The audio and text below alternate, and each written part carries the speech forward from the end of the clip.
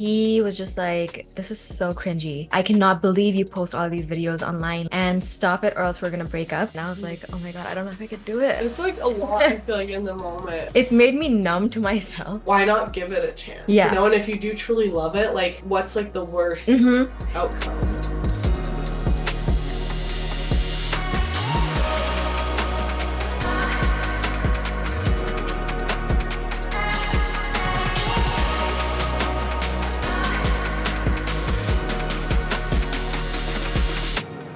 It's time to get loud. Welcome back to Loud Talk with Lavi, a podcast where we break down the walls of beauty standards one flaw at a time. And today I have a very special guest.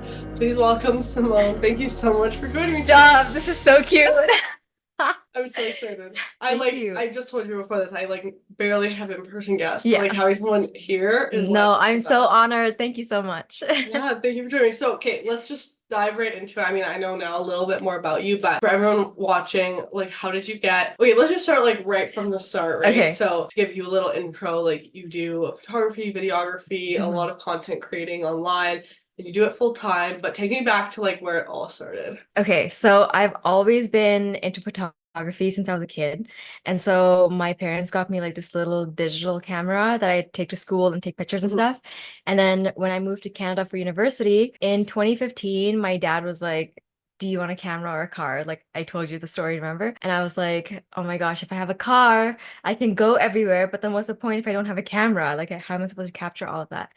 So I said camera, and then he did end up getting me a car later. But when I got my camera, I was just so happy because I was like, okay, this is the start. Like I can now start my actual photography journey because I feel like I already knew the basics and stuff because I'd be watching YouTubes and like learning all these things. I just didn't have an actual camera to like practice. Yeah. So when I got the camera, I started doing like a lot of photography for my friends. I'd make them dress up, take photos and stuff. And then eventually, like other people started asking me for photos, and I was like, okay, I can actually charge for this. So I started charging them, and then it started getting like really busy over the weekends because I'd have so many photo shoots and stuff. And there was this time where I would take days off my 9 to 5 to do photography because I was just like, I don't really care about my 9 to 5. I'm just gonna take days off and like do the shoot or whatever. And then my husband, my boyfriend at the time, was like, why don't you just quit and like actually put in work and make this like your full-time thing? And I was like, oh my God, I don't know if I could do it. It's like a lot, I feel like, in the moment, It especially like is. going from like a steady paycheck to Yeah. like I think that's like the biggest part where it's like you know you're getting paid at the end of the Yes. week, whereas like when you become self-employed, it's like you could make a lot more. Yeah. You could like do a lot, and it's like it fills your heart and it's like fulfilling, but you also don't know. Yeah, when and it you're takes getting so paid much time or when your to next build project. Or that. yeah, exactly. If you're gonna get paid for a while, because it's like you have to build up like your portfolio and like actually get people to trust to Yeah. like pay you for a Yeah. service. So that part was really hard, but I quit in 2019. So And how then long were you charging for like photography and stuff before you quit your since 2017. So 2017 to 2019. 2 years? Okay. And then in 2020, COVID happened. And I think I like had so many panic attacks that year because I couldn't travel. Yeah. And if I can't travel, what's my content? That's like your main Yeah. your main thing. So, but then TikTok happened. And then on TikTok, if you like scroll all the way down to my page, like my first few videos are all like teaching photography. And I think that's when I started gaining a lot of followers and like being known as like someone that's good at photography and knows what they're talking about. Yeah. So yeah, I started posting on TikTok. And then when I hit 10K, I was like, okay, I don't just want to teach photography because after a while, it's like, what do I say? Okay. You know, I can't just keep talking about the basics and like doing photo shoots and stuff, which is fun, but then I feel like it gets repetitive. So I decided to like share my life on there and just things like that, going live and like connecting with people. And now I'm here. So yeah, it's been a long journey. It's been very hard because some months like I literally will make $0. And it's so hard because I'm like, shit, should I actually go back to my 9 to 5? Should I be doing something else? Should I get a part-time job? But I think it's just like consistency and staying focused. And like looking at it like bigger picture, because it's like, okay, like you don't get paid this month, but like did you get paid? You know, like it's like all of that. Like I think you have to look at the grand scheme of things. But I think, okay, like I want to go back to how you mentioned, you know, everyone was kind of like friends, family was asking for photos. And like, wait, I can charge for this. Like, what kind of sparked that to be like, wait, like I should be charging for this? And was there like a fear there, especially like if you were offering like some of these services already to people like transitioning to then asking them for a charge? Yes, I don't think my friends have ever paid me. I don't think they will. And I think it's just because I'm too scared to ask them to pay me. Same with family. Like my parents will tell their family friends and be like, oh yeah, she'll take their photos. And I'm like, no, I won't. You can't just be booking my shoots like just while I'm at home, on vacation, just things like that. So setting like a boundary for that was so hard. But then I realized it was just a mindset switch to be like, my customers are not my friends and family. It's the other millions of people out there that need my photos or that like my content. So it was just that, because now I'm like, I don't really care. Because sometimes, even on social media, it's like, why don't your friends like your content? They don't share it, they don't comment. And then it's like, they don't have to.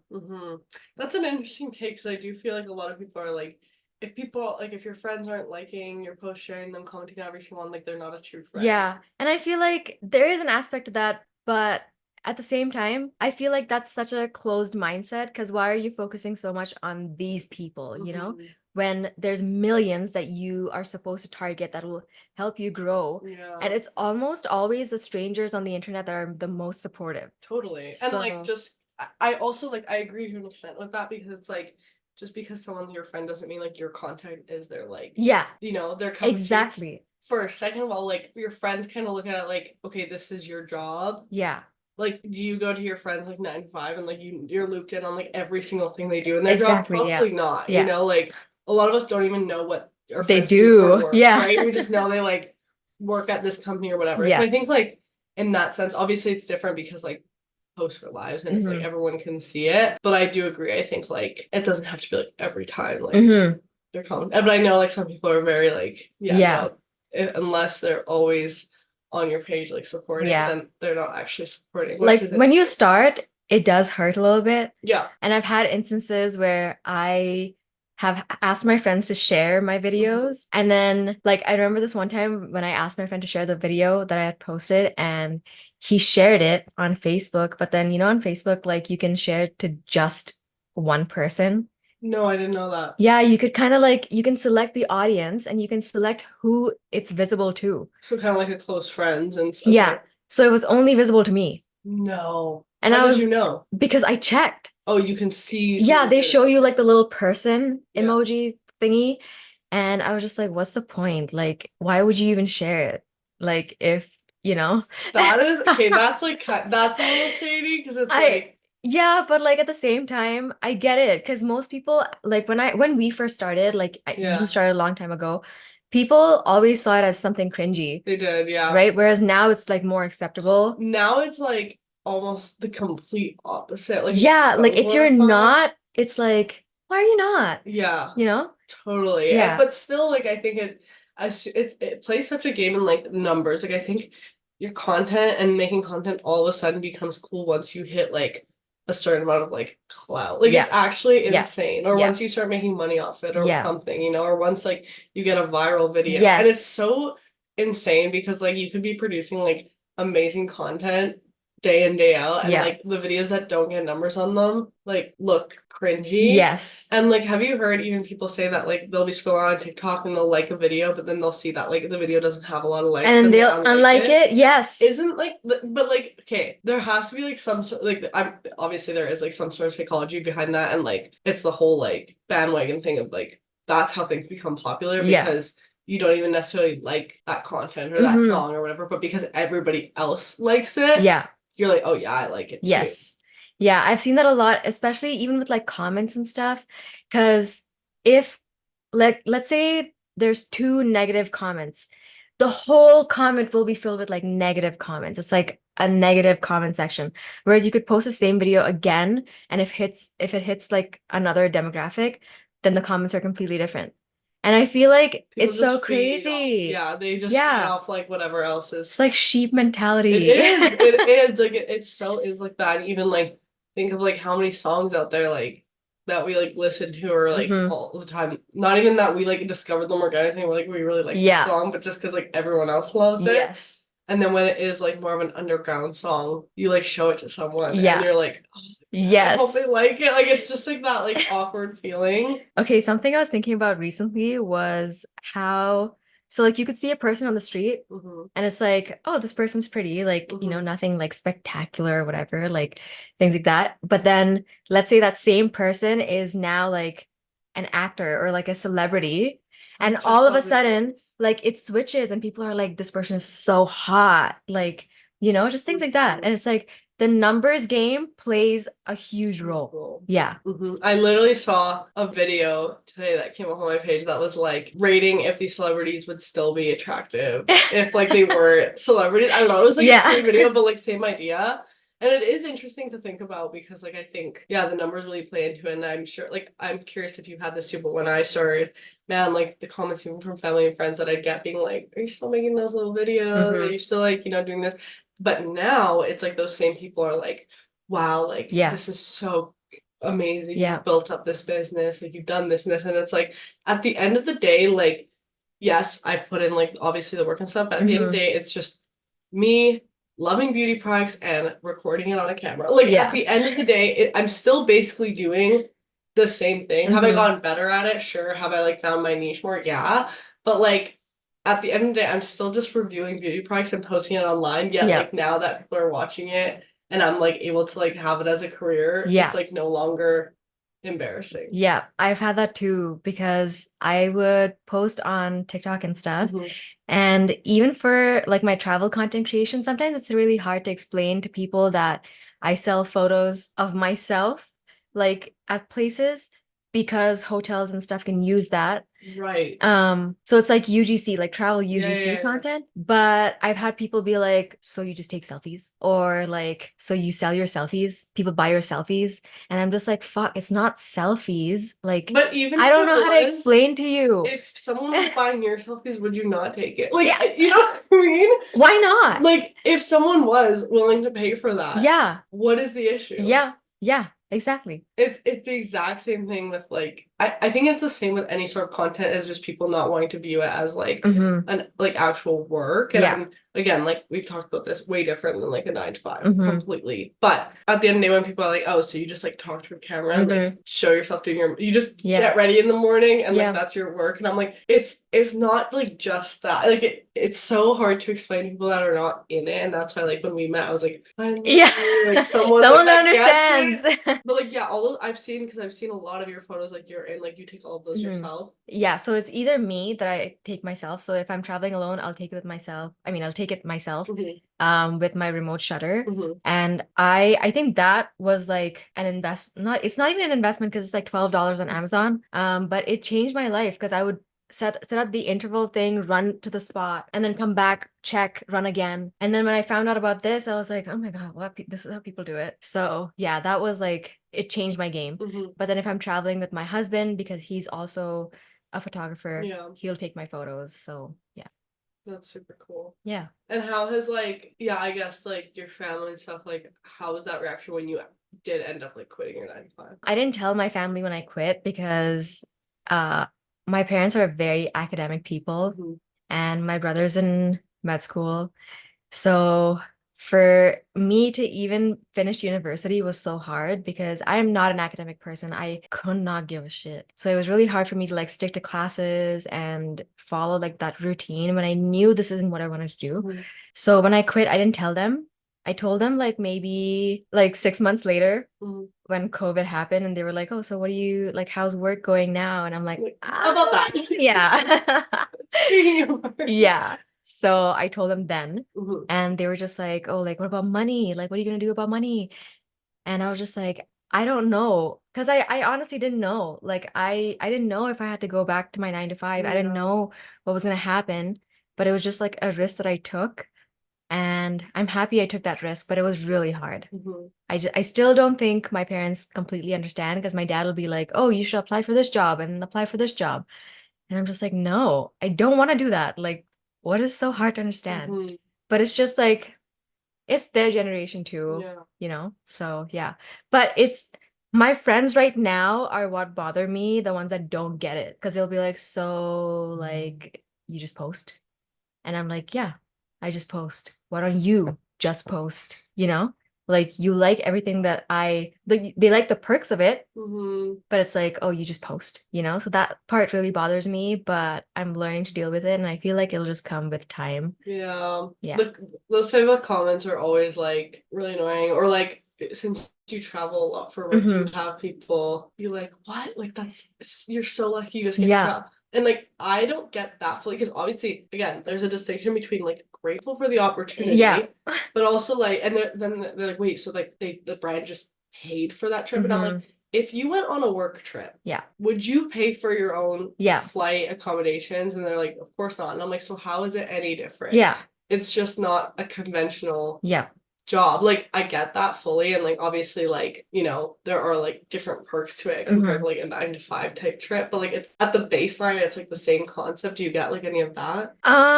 Kinda, but I feel like they've heard enough about influencers getting like brand trips and things like that. So I don't get a lot of those questions. But for me, it's like when I tell people, oh, you can be making money with your photos, they're just like, what? You know? And I'm like, yeah, I've been doing it for so long. But it's just like your photos, but like you're in them. Like, why would people want to buy photos like that? You know, it's just things like that. So it's like you have to shift like your mindset and your perspective and be like, this is what people do now. Yeah. This is how you're gonna see content now. Like you literally find places on Instagram and on TikTok. That's literally how it works. So totally. Yeah. And just kind of like opening it up to like a different, like opening your mind up to like, you know, different possibilities. Like, yes. And I think that's like a lot of the difference is like you went into this like completely authentically, like just having that passion for photography, doing the work, and then you're like, wait, maybe I could get paid for this. You know, so it's like going into it that way, I think is so different than when people do go into it and they're like, okay, I want to like do this for a job, like, you know, oh yeah, you know, like immediately expecting like all of those things to kind of just happen. Yeah, I've definitely got that too, and I'm just like, no, guys, it's a long game. Totally. And I think even like even though I've been in it, I tell people that like it takes time. You have to like post consistently. You have to like have a true love for it. You can't just be like, okay, I'm just gonna put up some videos and like hopefully I can get a brand deal. Like it's not going to work if your heart's not in it. And I think like even when I started this podcast, like it kind of was a huge reminder of that, of like, okay, you know, even though I have like all these platforms, when I started the podcast, I saw like not a lot of people like transition from like my other platforms onto the podcast. And I was like, okay, like I get that because like it's obviously a different form of content. You're going from like a 20-second clip to like a full hour episode. Like obviously it's not gonna be for everyone. And like not everyone listens to podcasts or watch podcasts, and that's fine. And it kind of brought me like back to my roots in a bit of like, okay, but why am I doing this again? And like it's literally for conversations like this and like reconnecting with like what I want to put out and like the messages I want to put out. And I was like, you know what, if that's what I get out of it, and like, you know, it stays more of a smaller community, like that's fine. Yeah. And I just have to like stay consistent with like weekly episodes because that's the exact same thing that happened with my other platforms. And if I wasn't consistent for years, I wouldn't be where I was today. So like, why not give it a chance? You know, and if you do truly love it, like what's like the worst outcome? Yeah, you know? and I think it's important to have these conversations too, because people need to know that it's not just the positives. Because all people see are like, oh, like you're growing your followers and you're getting all of these things for free. And people send you PR and things like that. But there's so much work that goes behind it. You're editing for hours, you're filming for hours. It takes so long. Sometimes like you're stuttering because you've been speaking for so long. It's like, does this word even make sense anymore? And there's just so much that goes on behind the scenes. And I just think people don't realize that. Even just like, okay, so then I want to get into this part of things because now that you've been doing this for a while, do you think like editing videos and photos of yourself, like, and looking at yourself consistently throughout the day has like impacted you or like your self-confidence and stuff? I think it has definitely, it's made me numb to myself. Okay. Because when I'm editing videos, I'm not looking at like how I look. I'm looking at, does this flow seamlessly? Like, is the audio, you know, like, is it making sense? Is it a quick video where people aren't just gonna be like bored and then scroll? So I'm thinking about all those things. So I feel like my face to me has just become like just a figure, you know? But I think that's also why I started following you actually, because you're so like skin positive. And I love that. I think more people need to see that. and especially girls, because I think a lot of women are wanting to be content creators, and I think it's really important for them to see that too, that there's a space for every kind of person out here, and that it's not saturated at all. Like you just do you because there's only one of you. So yeah. I completely agree with like the saturation thing. I think like there's always gonna be something that you can bring to the world, and like your perspective is gonna be different than everyone else's. So like why not? Like, you know, like chime in with your 2 cents on like whatever topic you're passionate about. And yeah, I think like obviously we all know social media has such a huge impact on like our self-esteem and stuff, especially like the comparison game and everything like that. And I think once you do become a content creator, you're so much more exposed to like how big of an impact it does make, because now you're actually like behind the scenes of it, and you see how much like you could alter your face if you wanted to like show up on camera with a filter on, or like you know, even lights like this like completely change things up. And then, you know, you finish recording and you take all the lights and all that down, and then you're like, you look, you know, you take off the makeup, you look in the mirror and you're like, this is who I am. But it kind of clues you in that, okay, like I'm doing this whole process, but the person I just compared myself to online, they're also removing all that, taking off their makeup, staring at themselves in the mirror after.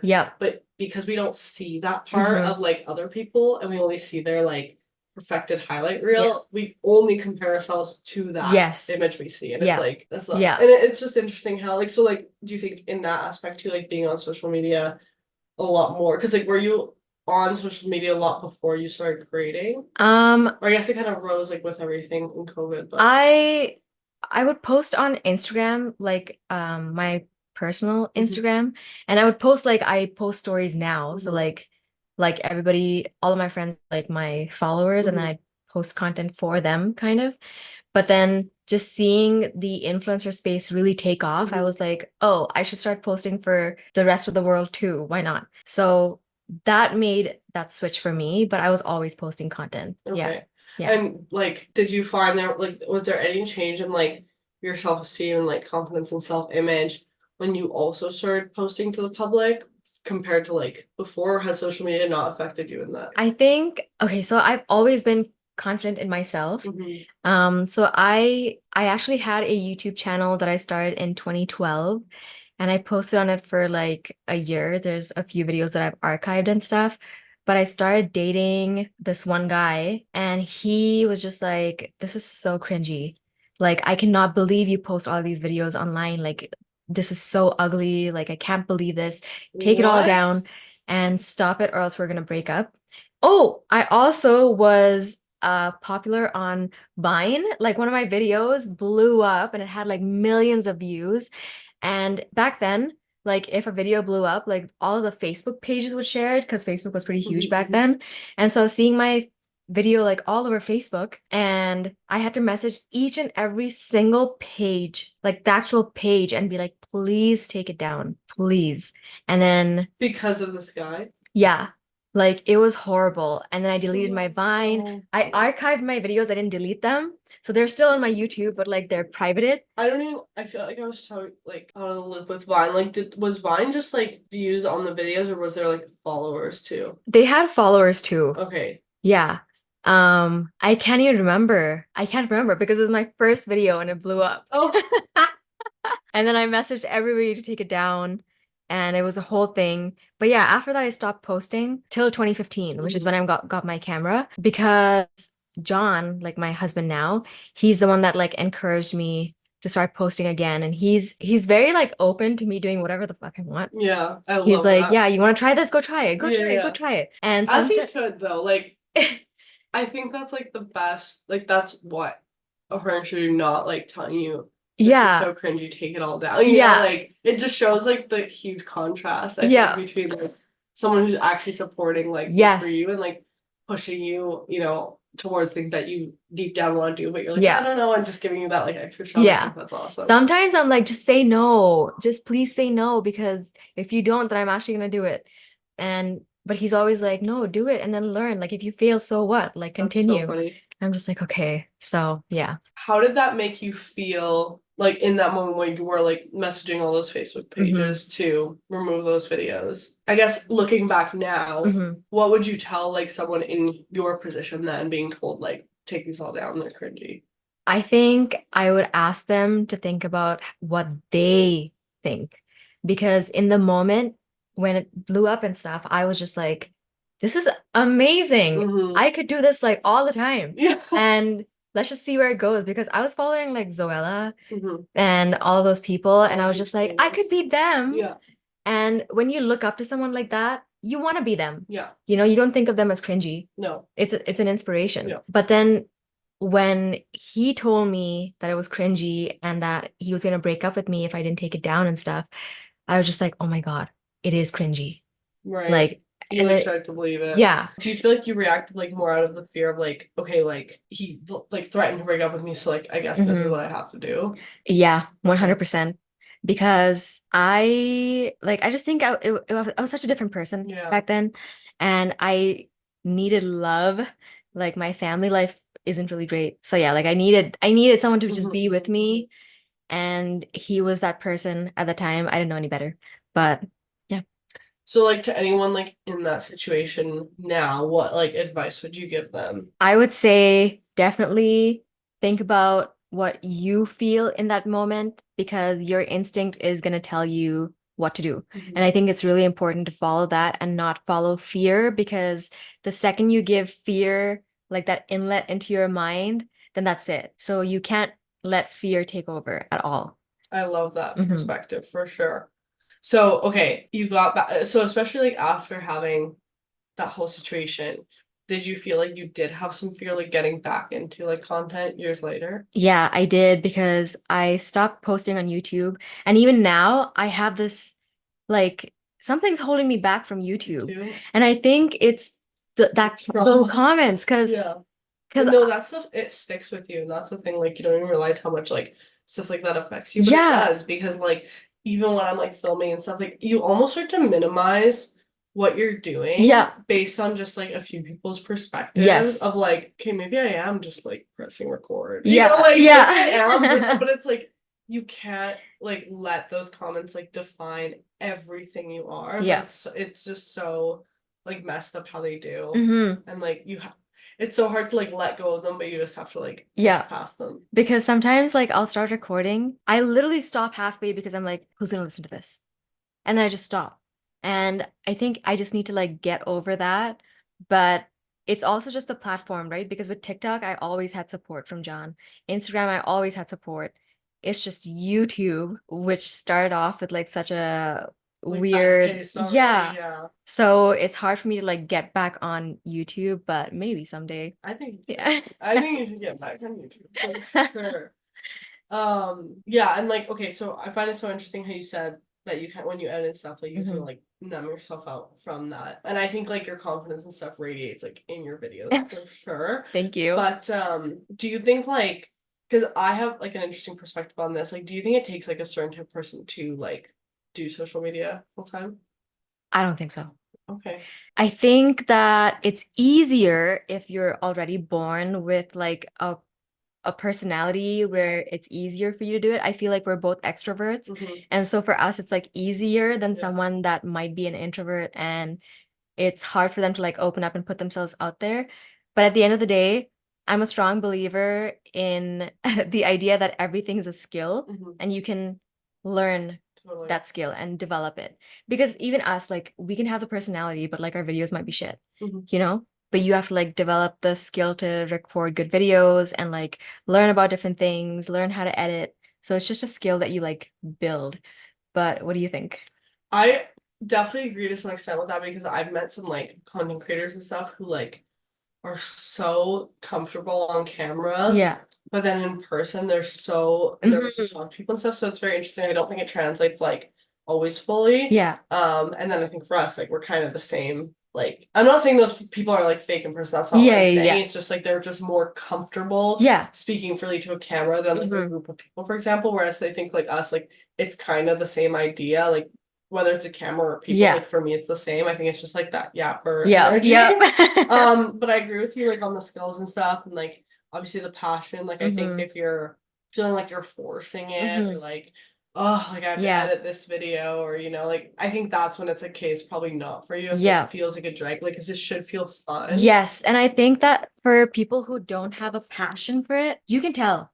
because like eventually it's not going to translate into anything because then, and also like your audience can tell. Your audience can tell when you want to connect with them, when you want to talk to them, versus when you're just doing this to like sell something or things like that. Yeah, I totally agree. And then I also think like I do think you kind of have to be in the right mindset with like accepting like potential hate comments and stuff. Just because like if you don't, like then you're gonna get like your first hate comment, like put it all away. Yeah. Right. So like I think one thing for me that really helps with that is just realizing like these are just people like online that don't actually know me. Yeah.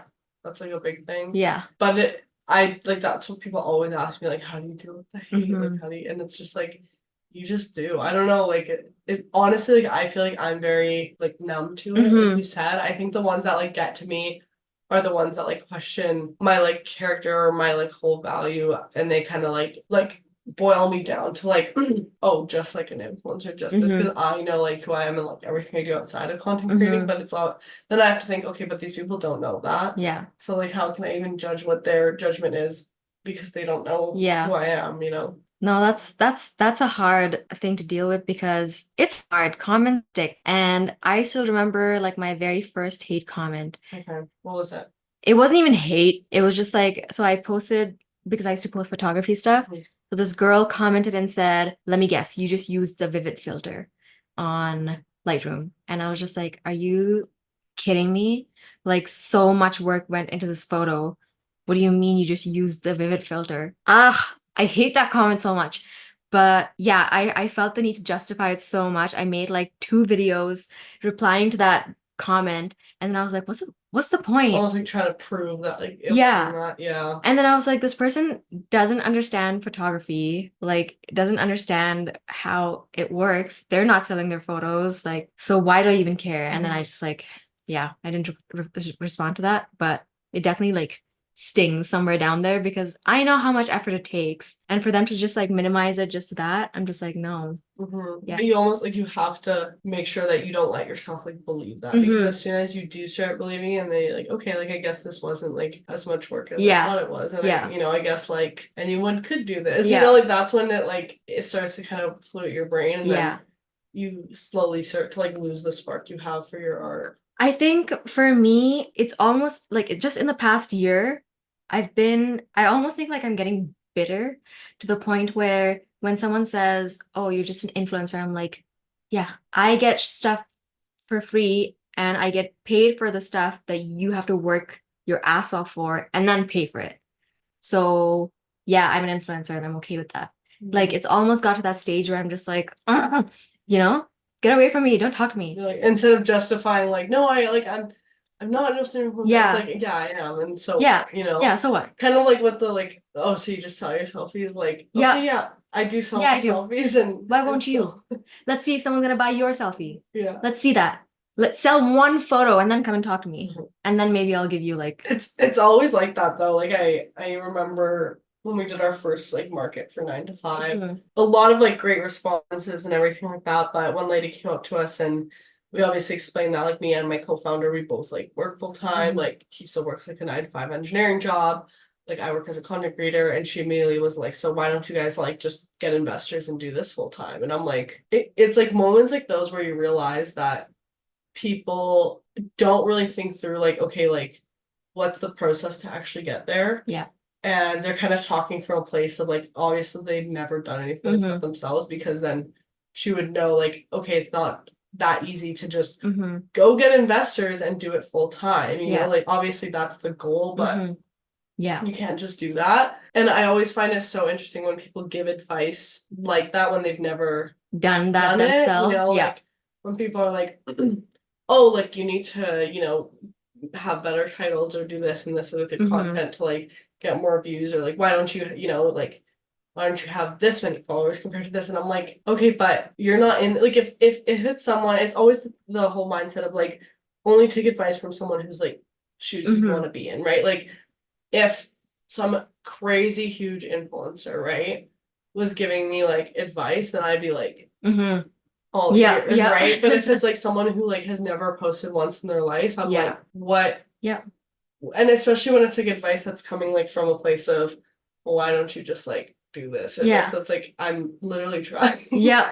You know, it's like the same with like my struggle with my skin. Like people in my comments that are just like, why don't you just take care of your skin? It's like I don't think I'm trying. Yeah. Like I've seen your comments and they frustrate me. I have to like hold myself back. Really? Yeah, the ones that are just like, just take Accutane.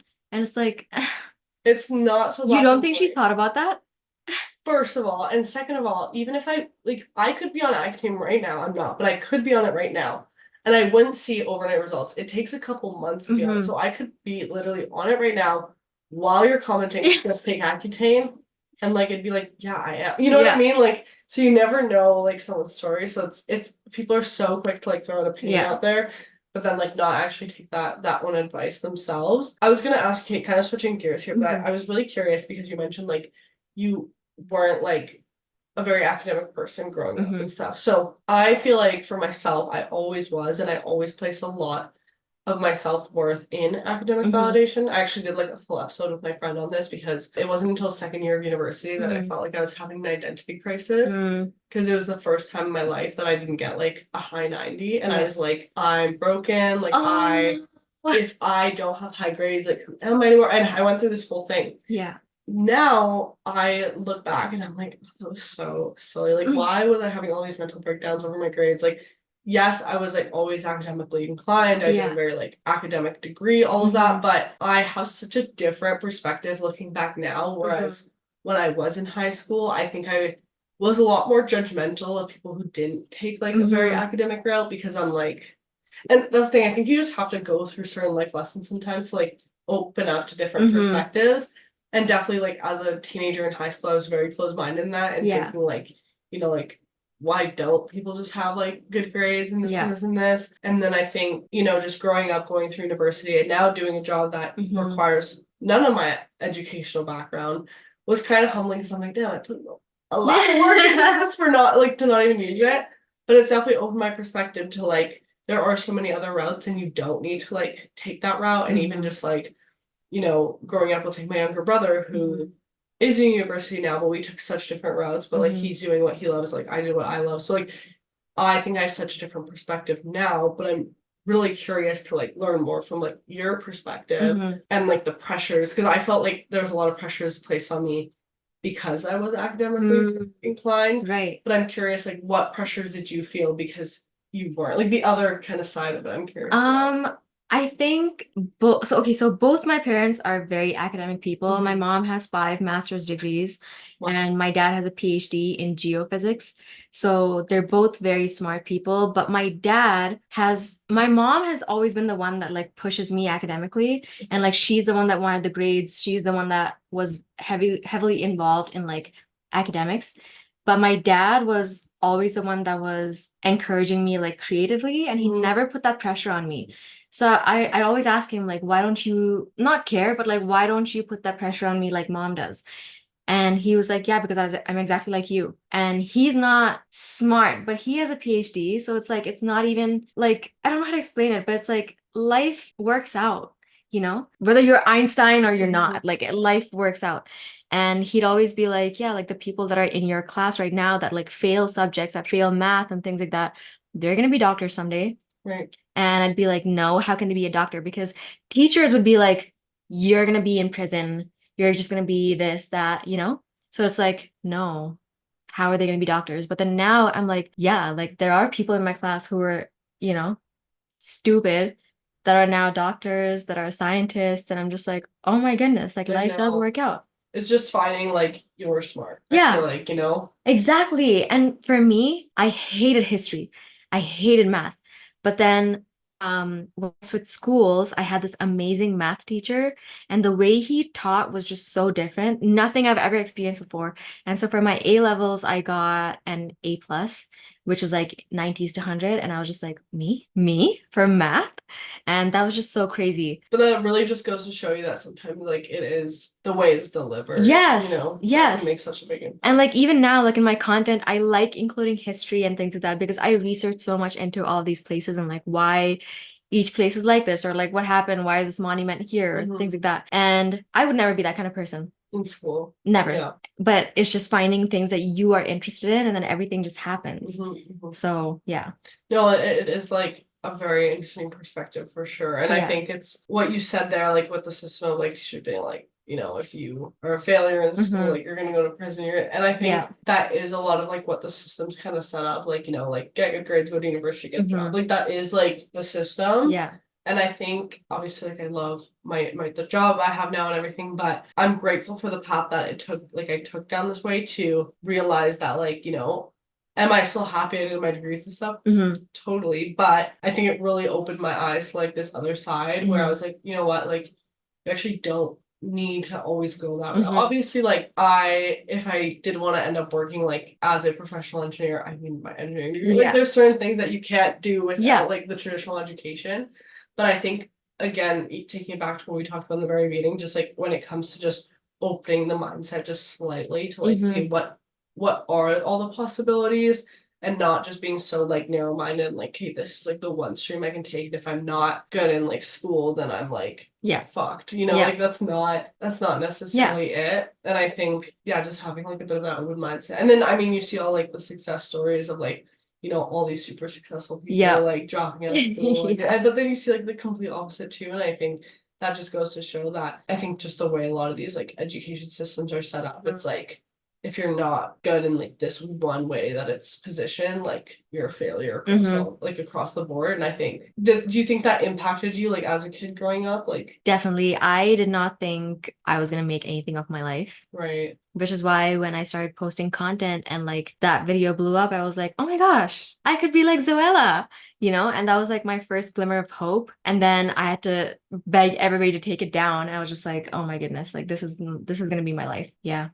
Like, did you grow up kind of identifying yourself as like, oh, I'm stupid because like I don't get high grades? I still think that. Okay. I still think I'm stupid. I still think, and like I said, like with friends just being like, oh, like, so you don't work, or like you don't make any money, or like, you know, just like the normal, Comments, all the comments that you see. It's just like, oh, so you just drive to places and you make a video. And it's hard to explain because that video might not get me paid, but like I could get a partnership that involves travel, and like that could be a really huge contract. So it's really hard to explain to people that no, not every video is a paid video. Yeah. Like I do this because I'm passionate about it. Yeah. So it definitely does take a toll. I still think I'm stupid. I still think I'm useless. I'm working on it. But when I'm in front of the camera and I'm talking, like my confidence is there. Like all of a sudden, when you put a camera in front of me, I'm just like, this is my purpose. I love what I do, and I love taking photos, and I love making videos. So like that's just what I'm gonna continue doing because I don't know what to do it. Yeah. I don't know how to do anything else with that much passion. Yeah, so. And I think that's like the most important part. And I really appreciate your openness, and like I think saying statements like that where it's like I still think this about myself, but I'm working on it is so powerful, because I think a lot of people, especially in like these types of environments, like social media, podcasting and stuff, people come on and they're like, you know, I'm like 100% confident. I never have a bad day. This is how you can do this. And and it's like the reality of it is like, even though, you know, you said like I'm a confident person, there's still things that every single one of us like work on daily, and like we're not perfect. I think again with social media, what can kind of be like that double-edged sword with like a lot of the positivity content is like in the, you know, the intent is like to make people feel better. Yeah. But what it can do sometimes is like almost overdo it, where it's like, well, this person will never have a bad day in their life. Like, how can I get advice from them, right? Like, and that's like, I think it's very important to have those conversations of like, you know, I'm a confident person, but these are some of the things that I still struggle with, and this is what I'm doing to work with. So I really appreciate like your openness on that. And then second, I think you like hit what's the expression? The nail in the head. I always joke around that like when people tell me like, oh, you don't know this expression and stuff, I'm like, I grew up like in an immigrant household. Do you think my parents were using expressions growing up? Oh my gosh, that literally happened to me yesterday. Because I was trying to explain to my husband like this one phrase that we have in Hindi, and he was just like, no one says that. And I was like, literally everybody in that side of the world says it. You guys don't. And I get it. Okay, you want to know something? This is so like embarrassing, but for the longest time, okay, so my boyfriend would always say the phrase "hindsight is 20/20." Okay. Okay. All the time. And I was just like, okay, like he's always saying that and saying that. And one day I'm like, why do you always say that? And he's like, well, like, what do you mean? And I literally, okay, when I say it now, like when I verbalize it now, I'm like, that was really stupid. But again, like my justification is like I didn't grow up having my parents say these like English phrases, Yeah. you know, like they didn't say like English common phrases, they said Romanian common phrases, right? Yeah. And he's like, what do you mean? And I'm like, it's not 2020 anymore. And he's like, what? Because I thought what the phrase meant was like, we're like in the like 2020s, like we're already Okay. like, you know, we should know this by now type thing. Okay. Where he's like, no, it means like anything like in the past you have 2020 vision for. And I'm like, What? yeah. Wait, what? Wait, okay, you know the expression now Yeah, or no? I know the expression. I just didn't know The meaning? this part. Okay, so see, I'm not the only one. So like, okay, basically, if you look at something in the past and recognize your mistakes from it, right? Okay. The mistakes are very obvious because any like hindsight, you have 2020 vision on it. Which makes perfect sense. But for me, Oh. I always just was like, hindsight's 2020. I thought like, oh, we're in like the 2020s, like year-wise, like this should already be like Oh something we my. See, know. I never even questioned it. Like to me, that's just a phrase I don't care about. So like I'll use it, but I didn't. Know the meaning Yeah. behind it. Oh my God, stuff like that always trips me up because like, and he's like, how did you know that? And I'm like, again, like I didn't grow up hearing these phrases, like, Yeah. you know, so like, I don't know. So I was like, what the hell? But yeah, that was just a funny thing that reminded me of that. I thought, have you heard the phrase Bob's your uncle? Like people will just like I have, whatever, yeah. whatever, Bob's your uncle, you know? Uh-huh. I So when actually don't I really know what that means. when I first heard that, okay, I still don't know what it means, Okay. but to me in my head, what it means is like it's just something Obvious? obvious. I think that is what it means, right? Okay. Okay, yeah. I think that's what we're Never going mind. with. I don't even know, dude. I think I don't know exactly either, but I think if I were to guess, Okay. like if this was a multiple choice exam, I would probably put You need to comment and let us know what this damn thing actually means. people are gonna be listening to this and being like, these girls, like these are so like common phrases. And that's the funny thing, it's like when you use them yourself. Yeah. And you like I was talking to a friend the other day and she's this one actually killed me.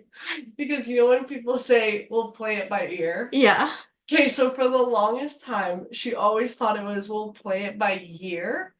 And she Oh. would always say that. Like, you Okay. know, people would be like, oh, we should like do this plan. She's like, yeah, we'll play it by year. And then someone like asked her, they're like, did you say year or ear? And she's like, year, like we'll play it by year. And they're like, no, it's like ear. And she was like, what? Like, I think it's just like those things where you realize like Yeah. everyone just has their own little definition. Yeah. It's funny. I think like that's one thing where the internet humbles you with when they're like, did you just say that or pronounce that or like Yeah. and I'm like whatever. Honestly, like it's fine. But yeah. Yeah. Any last thoughts? No, but I guess just believe in yourself, Mhm. stay confident, and don't let anybody else bring you down that's not already doing this. Mhm. Even if they are doing this, don't let them bring you down. No, I think that okay, yeah, like if someone's in the industry and is like putting you down, Yeah. okay, that is one thing, okay, that's one thing that I always say, like, I don't like meeting people that have, like, let's say more followers than me or something, and like talk down to people with less, because it's like you were once there There, too, yeah, you you know, were so there. it's like why? Instead, like I think like why not like uplift? And I think it's like it comes from a place of like fear of like saturation and like competitiveness and Yeah. stuff. But I also, and this might be like a hot take, but you know how there's like pretty privilege? And so people that have pretty privilege and that have blown up on social media because of their pretty privilege, I do not take advice from them. Like to me, it's like it means more when it comes from people like me, like an immigrant, someone that's not like what the world would consider like conventionally pretty or like beautiful or whatever, and someone that does not have that embraces who they are. I think that means way more to me personally than someone that blew up because they're pretty, you know? Because like it takes effort. It takes, and I'm not saying that they didn't have to struggle for it. It's just, I think it's easier for some people versus others. And I think most people fall in the others bucket and they need to know that it is a struggle too. Yeah, that's an interesting like saying like most people fall. I don't know when the conversation came up, but someone was like it was like a group conversation. Someone was like, like, oh, like your content's become like really popular, like the fact that like you show like unfiltered skin and like your acne journey and stuff. And my boyfriend was like, well, when you think about it, like a lot more people like struggle with things and like, aren't like conventionally like the beauty standard, and that's why there's such a like high attraction to that. But then on the other end too, the opposite happens when lots of people do follow like that conventional beauty standard because they're almost like chasing that.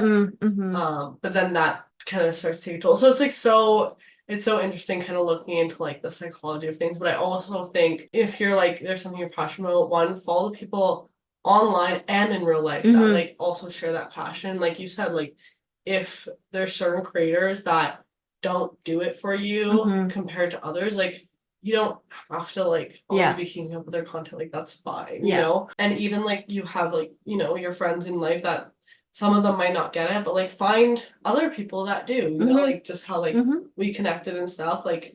And I mentioned to you, there's a lot of this stuff that I don't feel like I can talk to a lot of my friends because they just don't get it, and that's fine. Like I don't expect them to get it because they're not. I probably wouldn't fully get it if I wasn't doing this as a job either, but it's like find the people that are in your space that you can connect with and relate to and get inspiration from, or like, if you're nervous to like, pick up camera, record photos, film, edit, whatever it is, like finding someone who also shares that passion, just be like, hey, like today we're going and like we're doing this, or we're, like having that support, or finding someone in your life that does give you that support, like how you said, like your husband's always just like, yeah, go do that, and just giving you that extra boost. I think it's important. It's honestly, like all it takes is like one person to kind of drag you down. And you just have to have like enough within you. I think that's like primary, and then like other people that like can uplift on the other end. Yeah. Can we end this with a funny story? Yeah. Okay, so there's this guy on TikTok who would leave a hate message on every single one of my videos. Like, never miss a single video. Like, like I had a lady do this with me, not to cut you off, but it was like I would post. Yeah. And it was like the video would be up for like 15-20 minutes, and she had already commented like 3 paragraphs. I'm like, that's fan behavior. My notifications on, because how I know I post a shit ton. So how are you like constantly getting everything, But sorry. Yeah, but no, that's fan. She's a fan. She's a secret fan. That's basically what it is. I was like, this is fan behavior. Yeah. So this guy would leave consistently on every single video. He's there. And I just didn't understand like the hate, or like why are you saying all these things? And it was like racist and just attacking like how I look and things like that. But then he didn't comment for like a week, and I think maybe he was on vacation or something, but he didn't comment for a week. Yeah. And I kind of missed him. I was just like, where is this guy? Like, where the heck is this dude? And he was in my live yesterday, because I went live, and he was there, and he started off with saying like what he usually says. And I was just like, dude, how are you? Like, I actually missed you because you didn't respond. I mean, you didn't comment for like a week. And I thought like something happened. Like maybe you were like in the hospital or something, but I'm so glad you were worried. Yeah, I know, I was. And I was like, I'm so happy you're alive and you're well. Can't wait to see more of your comments on my videos. And then he was just like, hey, just so you know, like I don't actually hate you. I'm sorry for the misunderstanding. And I was like, it's not a misunderstanding. You purposely did that. Very like clear. Yeah. But it's there was okay. No misinterpretation. Yeah. And I was like, it's okay. Like we're friends now. Online friends. But yeah. I think the biggest takeaway from that is like, one, crazy. Again, fan behavior. Second, the second people are called out for it, and not even called out because you didn't even like really call them out. You were just like, miss ya, you couldn't have said it in a nicer way to a hater. But I think especially when you, again, like the whole phrase like kill them with kindness, and especially when you do that, people are so quick to turn around and be like, no, like I didn't actually mean I actually love you so much, like this, like all the time. The amount of times I don't reply to a lot of hate comments, but when I do, and when it's something that like I think, I mostly reply in the case that I don't want my audience to see this type of comment and think differently about themselves. Like if someone says something really negative, like being like, you know, you're unlovable with skin like that. I'm gonna respond to it, not because like I think that, because I've gotten over that, you know, like I know that's not true. Yeah. But I don't want some 13-year-old girl that follows me reading that and being like, fuck, I guess I am unlovable. You know, like, so I'll respond to it and I say things like, you know, just so you know, like this comment didn't affect me, but you should really be careful about leaving stuff like this because it can really impact people, you know, like really, again, think before you keep speaking. And all the time they're like, I'm so sorry, like, you know, I didn't mean to like offend anyone, blah blah blah. That's what I actually, okay, this is my last place, right? So I got a comment the other day, you're gonna die of this. I got a comment from someone, they were like, oh my gosh, like you're so much prettier now that like your skin's clearer. And I literally saw the comment, I just bursted out laughing because I'm like, this is just funny that someone would say it like that, you know? Yeah. And then someone commented back and they're like, that was rude. And then they literally double down and they're like, no, like I didn't, like all I meant to say is like she was pretty before, but now she's a lot prettier, that her skin's clearer. And they're like, dude, what the hell? Like you can't say that. And, okay, wait, let me find because the exact thread when you read it out is actually insane because it's just like they keep like digging into it, like they don't like stop. Yeah. And I think it's just so funny the way it was written because I'm like, wait, let me find it because it was actually so funny. You look so much prettier now that your skin is clearing up. Love. Thanks for always being inspiring. And then someone responds saying she looks beautiful with or without clear skin. Someone else said this is rude, holy. And they said, I see how it can be backhanded, but I swear to God, I meant she's gotten prettier and I can relate because of my acne and I've been feeling more pretty after getting rid of some of it. Like I fully get where they're coming from. It's just funny how it's like written. Yeah. And then someone said, well, you're saying she looks better than before, which is implying she looked bad. You might have good intentions, but it can be taken the very wrong way. And they were like, how? No, I meant she's pretty, but now she's more pretty. No. With acne, she was pretty overall. You just have to stop. I have terrible acne and I felt prettier after I got rid of it and all the scarring. And then someone just ended it with this is so backhanded. But the way it just like kept going. And it wasn't like, no, that's not what I meant. It's like, no, this is exactly what I meant. Yeah. But honestly, like I just, no offense taken, I just died laughing because I'm like, this is so funny. So funny. Well, so thank you so much for coming on. Thank you for having me on your podcast. Where can everyone find you? Of course, I'll have all your socials linked down below. On Instagram and TikTok, it's the same handle, Simone and Camera, and it's the same on YouTube too, but don't follow me on there yet. And yeah, follow Lavinia, and I wish you so much success. Oh my gosh, you too. With everything. Thank you. You're such a sweet soul. Thank you so much for having me. This was an honor. I literally am so, I always think in life you like meet certain people for a reason. I'm so happy we ran into each other in person after following each other online. And like now we're sitting here. So I love this so much. Well, that is it, everyone, for this episode of Loud Talk with Lavi. You can check out new episodes every single Sunday morning at 7 a.m. MST. We post on YouTube for the video version, Spotify, Apple, and all streaming platforms for the audio. Make sure to follow along and subscribe to the podcast. It would mean a lot. And remember to tell yourself something you love about your skin today. You'll hear from me in the next episode of Loud Talk with Lavi. Bye.